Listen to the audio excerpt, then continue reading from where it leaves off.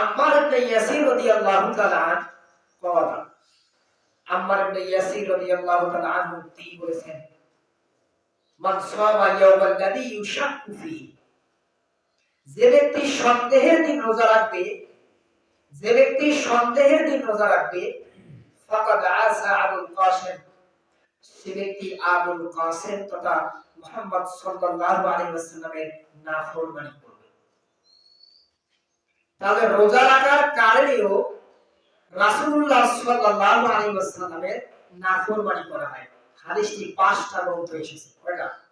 সুতরাং অত্যন্ত গুরুত্বপূর্ণ একটা হাদিস।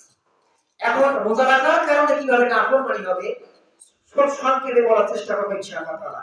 যদি বা ফাকাদ আসা আবুল কাসিম, রাসূল সাল্লাল্লাহু আলাইহি ওয়াসাল্লাম নাফরমানি হবে মান সামা ইয়াওমাল্লাযী ইউশাক্কু ফীহি, সন্দেহের দিন রোজা রাখলে। এই বিষয়ে 6টা মত পার্থক্য আছে, 6টা। যিনি আমাদের মাযহাবের ইমাম ইমামে আযম আবু হানিফা রাহিমাহুল্লাহ, আল্লাহ সুবহানাহু ওয়া তাআলা তাকে জান্নাতের রাসূল মাকাম দান করুন, সকল বিদায় আমিন। তিনি বলেছেন সন্দেহের দিন রোজা রাখা নাজায়েজ। কি বলেছেন?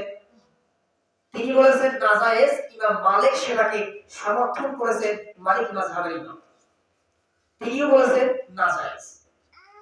ইমাম শাফি মাযহাবের ইমাম শাফি তিনি বলেছেন জায়েজ নাই। তবে ইমাম আবু হানিফা বিষয়টাকে একটু আমাদের জন্য ইজিলি সহজ করে দিয়েছেন যে কেউ যদি নফল হিসেবে করে থাকে তাহলে সেটা জায়েজ আছে। কারণ সন্দেহের দিন বলতে মনে করব যে 29শে শাবান চাঁদ দেখা গিয়েছে নাকি যায় নাই, এইজন্য আমি হয় 30শে শাবান হবে না 1 রমজান হবে, এই যে কনফিউশন, এই সন্দেহ করে যে রোজা রাখবে সে ব্যক্তি রাসূল সাল্লাল্লাহু আলাইহি ওয়াসাল্লামের রোজা রাখার কারণেও নাফরমানি করবে। সুতরাং সাবধান। আমরা বিগত সময় অনেক রোজা রেখেছি, আল্লাহ সুবহানাহু ওয়া তাআলা আমাদের রোজাগুলো কবুল করে বলে আমিন। এই রমজান মাস একটা দিন আমরা রোজা রাখবো, উপবাস থাকবো, উপবাস থাকার কারণে দেখা যাবে যে রাসূলুল্লাহ সাল্লাল্লাহু আলাইহি ওয়াসাল্লামের নাফরমানি আমরা করে ফেললাম। আর রাসূলের নাফরমানি করা মানে রাসূলের সুপারিশ থেকে আমরা বঞ্চিত হয়ে যাব।